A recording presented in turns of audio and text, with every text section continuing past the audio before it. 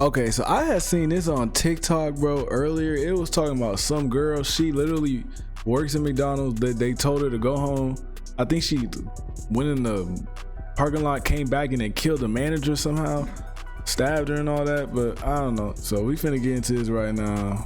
I don't even know. I'm telling you, she's a bully. This isn't funny. She needs to understand that just because she's a mother and got children doesn't mean that she can come in this store, you know, disrespecting people, talking to them like everybody's beneath her. Somebody will have to do something about that. She could keep being a bully if she wants to, but that is going to catch up to her. A McDonald's worker apparently goes on an angry Instagram rant, calling her manager a bully, and just 2 days later, that manager is dead, stabbed nearly 15 times in what prosecutors are calling a premeditated attack. Now, the woman behind that viral video, Afeni Muhammad, she's back in court as disturbing social media posts come to light and serious questions are raised about her mental state. We're going to break it all down right now. Well, any black girl with bangs and a wig like that, I feel like they off the edge, man. The Sidebar, presented by Law and Crime. I'm Jesse Weber. She look off, man. I got sent home early yesterday. I got sent home early today by the same person. I'm telling you, she's a bully. This isn't funny. She needs to understand that just because she's a mother and got children doesn't mean that she can come in this store, you know, disrespecting people, talking to them like everybody's beneath her. She has no respect. And it isn't funny at all. She's a bully. I'm telling you. She's a bully. But to get sent home 2 days in a row, man, and I came in on my off day to make up my time, and she still sends me home early, it's not funny. Okay, but I mean, yeah, I can understand. Everybody got to make their money. I can see how she's mad. But just looking at her, I'm not surprised that she was in that tweaking. And then they like, okay, you got to go home. Like, you can't be acting no crazy type of way and just expect to stay at work just because you got to work. Like, if you off, they going to send you home. Like, I mean, I was surprised you're not. But I can't say that because I don't know how she was acting. But if they talk to like her coworkers and all that, and they were saying, and the coworkers saying that she was tweaking, just saying a whole bunch of off the wall stuff, then yeah, it was valid for the manager to tell you to go home. I mean, even if you was just talking crazy to a customer or talking crazy to the manager, yeah, they gotta send your ass home. Somebody will have to do something about that. It's not funny. It's not fair. It isn't funny at all. So, you know, she could keep being a bully if she wants to, but that is going to catch up to her. That woman, Afeni Muhammad, was back in court on July 23rd for what was supposed to be a probable cause conference. And when asked to state her name for the record, she apparently introduced herself with a different declaration. Your Honor, Josh Jones appearing on behalf of Ms. McDonald, you standing to my left of the jury box. Please state your name for the record. Afeni Muhammad, but I also go by Raising Phoenix. Now, the 26-year-old appeared before a judge in Michigan's Macomb County for a probable cause hearing in connection with the fatal stabbing of her manager, 39-year-old Jennifer Harris, and this was at the McDonald's on 9 Mile Road in East Point. And as police confirmed, Risen Phoenix is Muhammad's Instagram handle, the same account where she posted 2 videos days before the killing, venting about Harris sending her home early. And we're going to play more of that in a minute, but first, here is what we learned from the court. So probable cause hearings in Michigan is usually where bail, a plea negotiation, stipulations, other procedural aspects, those are all discussed. It's not exactly what happened here. The hearing ultimately ended up being adjourned after Muhammad's defense attorney requested a competency evaluation, citing concerns about her mental state. And this was based both on police reports and his own interactions with her. You're asking that this matter be adjourned for discovery, number 1, and number 2, you want it referred to the Forensic Center for Competency and Culpability, is that correct? Yes, Your Honor. Counsel does request at this time that Ms. Muhammad be referred to the Forensic Center for this matter. It's my understanding that Ms. Muhammad herself personally objects to the referral at this time.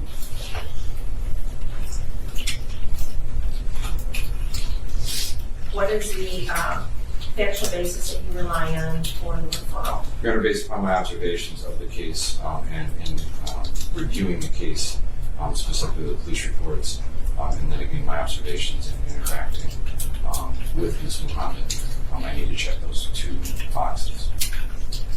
Meaning, I need to make sure that 1, she is competent to stand trial, and then 2, that there's not an issue in regards to criminal responsibility. or culpability. He looked like he Now, don't here's wanna something be interesting. there. Muhammad, the defendant, reportedly objected to this referral, but the judge approved it nonetheless. So now she's going to undergo a mental health evaluation, which our understanding can typically take 4 to 6 weeks. No further court action is going to proceed until that report is returned. A lot to talk about. I want to bring on forensic psychiatrist Dr. Daniel Bober to discuss this. Doctor, thanks so much for coming back here on Sidebar. Appreciate it. Thanks for having me, Jesse. What are the... Yo, every time I watch this Sidebar, whatever they have on Law and Crime, this nigga always got the weirdest face, bro. And I know that's just his face, but he just always like he's suspicious of something. Specific indicators that a forensic psychiatrist would look for to determine whether a defendant, a criminal defendant, like a Fanny Muhammad, whether or not she's competent to stand trial, because competency is a very specific definition. It's not insanity. Right. So competency is a moving target. You know, someone can be competent one week and they can be incompetent the next week. So in the United States, competency is determined by a U.S. Supreme Court case, U.S. v. Dusky. And essentially what that case says is that you have to have the ability to work with your attorney, to collaborate with them, and have a rational and factual understanding of the charges against you. So that is the competency standard in the U.S. Hey, real quick, I want to thank Odoo for sponsoring. Purdue has you covered, +/Sidebar Manufacturing. But generally speaking, I have no idea what I'm doing here. I have no idea what these charges mean. I have no idea what I did wrong. Is that typically what you see in an evaluation that raises a concern of competency? As a general principle, yes, absolutely. And what could be the reasons for a lack of competency? So there are so many different reasons. I watched the Instagram video that she had posted prior to the incident, and you clearly have someone who has poor impulse control, is emotionally dysregulated, has escalating anger, repeated frustration, feels powerless over her situation, and feels that she's being subjected to this perceived injustice. There are so many different things here in the differential, and obviously I've never examined her, so I can't make a diagnosis, but I think about things like psychosis, a personality disorder, substance use, perhaps repeated exposure to trauma. And I believe there was a prior incident of a stabbing that she was associated with. I don't know that for certain, but so we have someone where there was a history of violence prior to the incident. How common is it for defense attorneys to request these competency evaluations based on their own observations? It'd be one thing if there was a police report, right, or from another mental health professional, but based on their own observations, is that unusual to you? No, it's not. The court can request it. The defense attorney can request it. It is interesting that she didn't want the evaluation. I almost feel like, she doesn't want to be perceived as mentally ill or crazy. But there were a lot of very concerning things that happened prior to this, and it seems like it was something that was building over time. The fact that she reportedly objected to it, like you said, doesn't really factor into the process. I mean, does it suggest anything diagnostically? Not necessarily, not one thing or the other. But again, the fact that her attorney requested it, to me, leads me to believe that her attorney was seeing something that was concerning that required a further assessment. Can someone, let's be clear about this, someone can still be found to be competent to stand trial, but they can still raise a mental health defense, right? They can still maybe put forward an insanity defense if the jurisdiction allows that and it affects their culpability in some way, right? This doesn't preclude that. Two separate things, yes.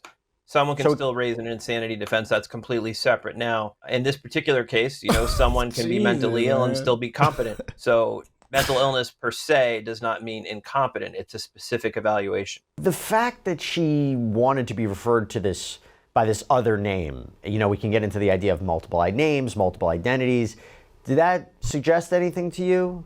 I think about delusions. I think about psychosis when I hear something like that. But again, there's just so much information that we would need. For example, was she treated for a prior mental health condition? Was she under the care of a psychiatrist? These are things I'd want to know. Talk to people that were around her in the hours and days prior to the incident. Those are all important things. And moreover, as we talk about what this case might look like, and we don't really know if a mental health defense would be presented or not, but from a forensic psychiatrist's point of view, how do they distinguish between anger or a personality disorder or a break from reality?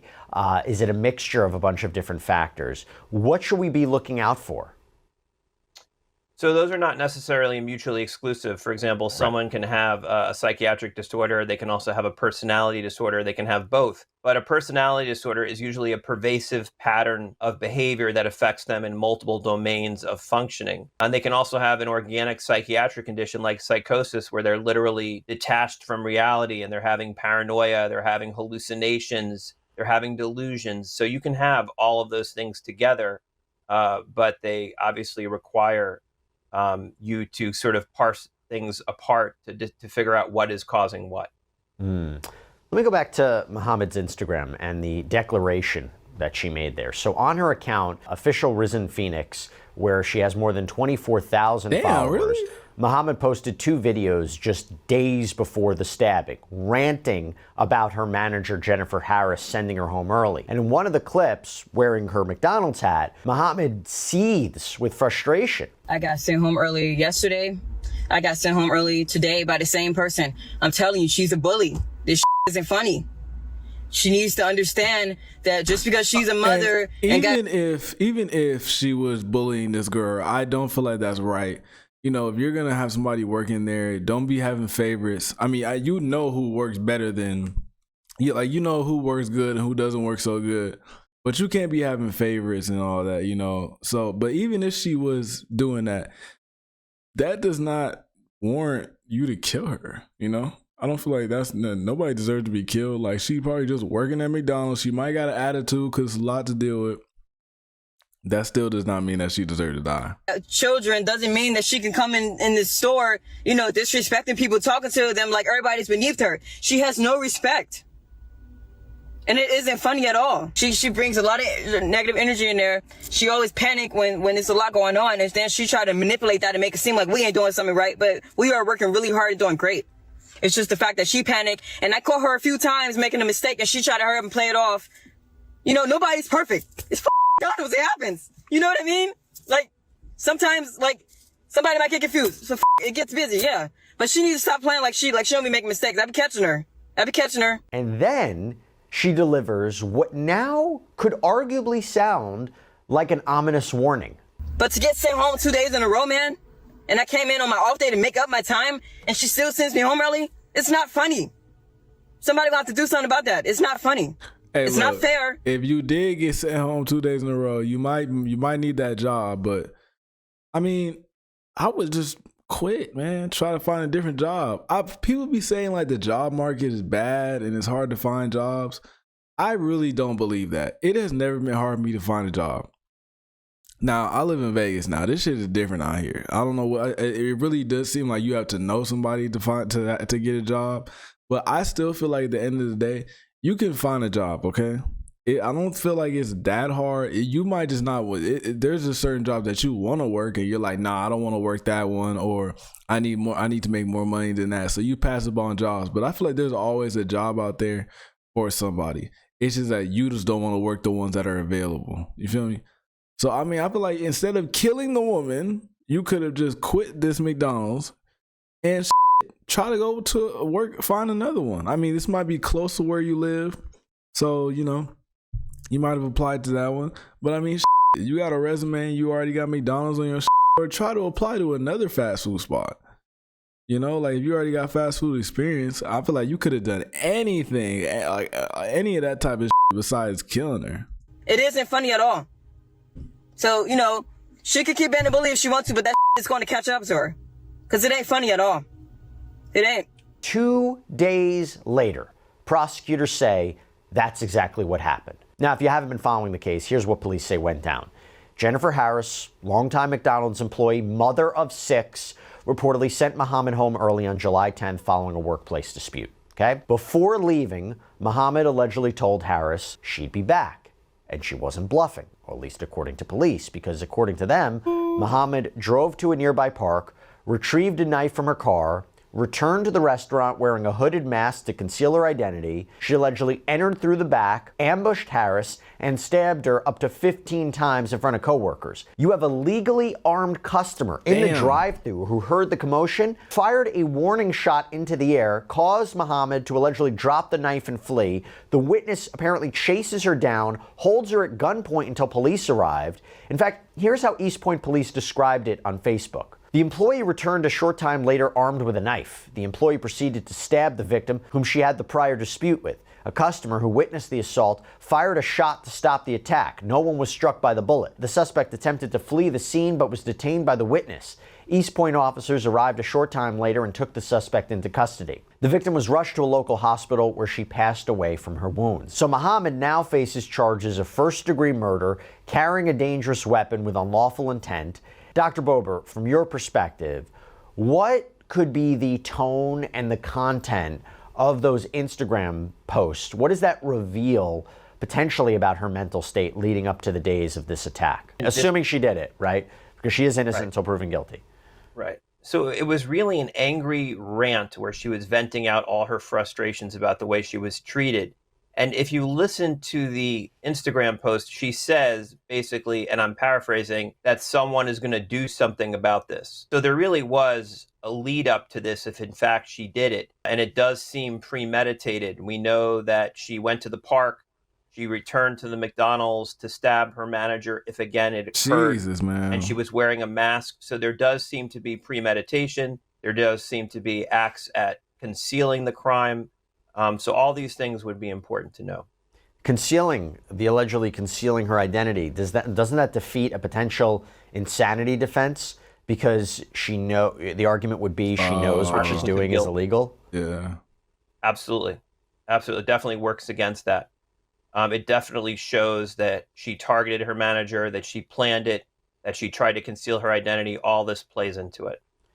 Again, taking all of this is true. If someone feels disrespected or someone feels they're bullied, what does that trigger exactly? Does it trigger an anger response? Does it trigger, again, if we're talking about mental health, a delusion, paranoia, those alleged slights? How does that factor into the analysis? So listen, it really depends. We as human beings in society, we probably get treated poorly at times and we feel slighted. But, if we have ego strength, and we have self-esteem and we are able to emotionally regulate ourselves, then we just move on. But for people who are suffering from mental illness, who have a low frustration tolerance, who have paranoia, who see the world through a distorted lens, who feel humiliated, those are people that may act out with rage or aggression. And the 15 times, what does that tell you? That tells me that it was very, very up close and personal, that she was filled with rage, that it just boiled over and it just exploded, and that she was completely unable to exercise restraint at that point. You go to Muhammad's arraignment, July 11th. So her defense team argued for bond, revealing that she had this history of trauma and abuse. She was in an extremely abusive relationship that was not only mental but physical, that involved alcohol issues, which is where the habitual second stems from, and her prior record. But prosecutors, they quickly pushed back, and they dropped a major revelation that Muhammad had a previous stabbing conviction. And then finally, the defendant does have a prior instance of at least one that I'm aware that involved a stabbing, similar obviously to the stabbing that occurred in this case, involving a knife. So given all of those factors, and given the fact that this court does have authority to give no bond to defendants charged with murder, I am asking at this time for no bond in this case. Yeah, it turns out, according to the Macomb County Assistant Prosecutor, that in March of 2022, Muhammad had pled guilty in Virginia to unlawful wounding without malicious intent. She was sentenced to 4 years, but the sentence was suspended and she served only probation. Now, the judge in the current case ultimately did grant her bond, tune of $25 million, along with a long list of strict conditions should she be released. Those include wearing a steel-cut GPS tether. What did he say, $225 million? Ultimately did grant her bond, tune of $25 million, along with a long list of strict conditions should she be released. Those include wearing a steel-cut GPS tether, remaining in Michigan. Am I tripping? Did he say the bond was $225 million? Reporting any act. I know that's not. He might be. I think he's trying to say 225,000. Address changes within 24 hours, submitting to daily check-ins with community corrections. Oh, 2 to 20. Okay, 2 to 25. Conditions should she be released. Those include wearing a steel collars, along with a long list of strict case. Ultimately did grant her bond, tune of $25 million, along with a long list of strict conditions should she be released. Those include wearing a steel-cut GPS tether, remaining in Michigan, reporting any address changes within 24 hours, submitting to daily check-ins with community corrections, undergoing alcohol and drug testing, having no contact with Jennifer Harris's family or any witnesses, and staying away from the crime scene, the McDonald's location where all this occurred. And according to inmate records, it appears she is still behind bars at the Macomb County Jail. Dr. Bober, let me turn to you on this. So how does a history or an apparent history of trauma and abuse, both mental and physical, if we're listening to what the defense had to say, how does that typically impact an individual's mental health or behavior? So when we talk about previous trauma, we're talking about the part of the brain called the amygdala. The amygdala is the part of the brain that is responsible for a fear and aggression response. And people who have trauma, sometimes this area of the brain can be overactive and it responds in a very primal way. So people who have a trauma history, who are exposed or triggered to certain situations, may act in a way that is irrational because of that prior trauma. The trauma affects them and sets them up for this in the future. So that is something to consider in her diagnosis and in looking at how she's charged with the crime. And I got to say, I'm amazed by this Virginia conviction, right? We could talk legally about why she was out, how she was out, what the rules are there. But the point is, from a forensic psychiatric perspective, you know, how might Muhammad's prior stabbing conviction, which is just so eerily similar to what she's accused of now, how does that factor into the analysis? Because you're talking about an alleged repeat offender. Well, it certainly increases her risk for future violence. Having a prior incident and now this incident, but it begs the question, was there some underlying condition that was untreated? Did she never receive the services that it seems like she needed to treat this condition? So there needs to be a firm diagnosis, there needs to be treatment, and all this plays into it along with the competency evaluation. Dr. Bober, I want to explore some other psychological aspects of this case because we did a deep dive into Afeni Muhammad's Instagram and TikTok accounts, and we came across some very deeply disturbing and unsettling content. For example, in one TikTok video, Muhammad is seen holding 2 boxes of Play-Doh, doing absolutely nothing except staring at them in complete silence for a full minute. There's no explanation, there's no context, just blank staring, but it gets even stranger. So in this clip, she's seen brandishing a knife, then kissing it, and this was also posted before the killing, by the way. And then just one day before the killing, she posted this to Instagram. And the video shows a birthday cake with the word abracadabra written in icing, and then it cuts to Muhammad wearing a ski mask style hoodie. Strange, Dr. Bober, to say the least, but from your analysis, and by the way, would this factor into any analysis by a mental health professional during the course of this case, and how would it?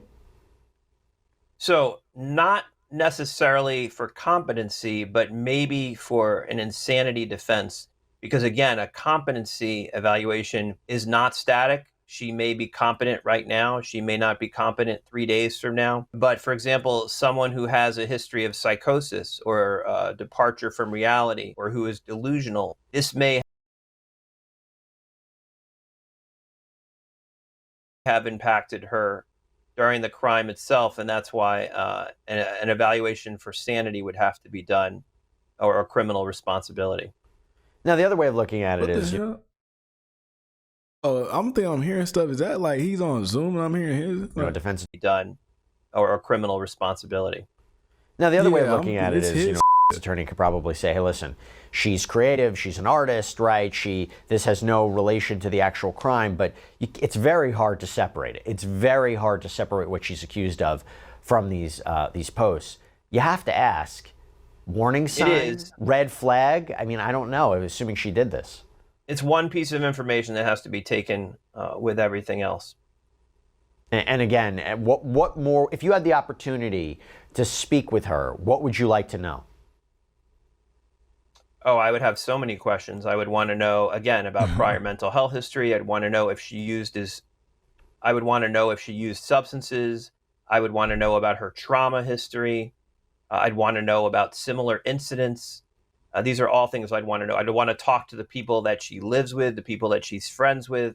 Obviously, it would be helpful to have access to her social media and obviously any forms of electronic communication.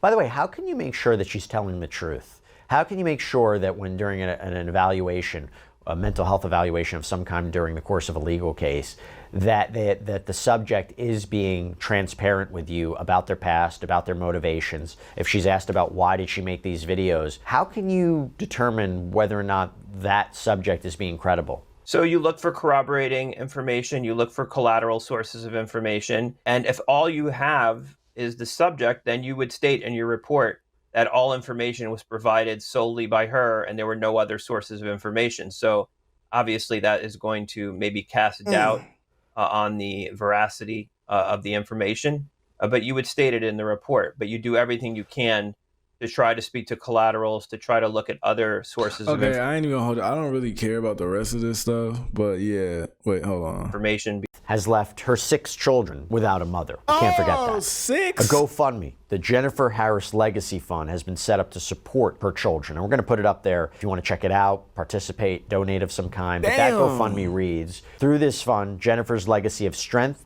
compassion, and dedication will continue to guide and uplift her children. Resources from the trust will be used to support their educational journey. Okay. As they grow into adulthood and the belief in a bright future. Yeah, okay. We'll continue. The next hearing is set for September 3rd. Yeah, that's some crazy bro. I mean, I don't feel like you should ever take, like, bro, you can't take none in the workplace like that serious to the point where you go back and kill somebody. I just don't ever think it's that serious, man, especially in the McDonald's. Like you tripping over a McDonald's job, I feel like that right there displays you got some shit going on. Like there be some crazy, even the look at the still on her face. Yeah, she was a little off on the jump in my opinion, but I mean, RIP to that lady. I am so sorry you had to go through that.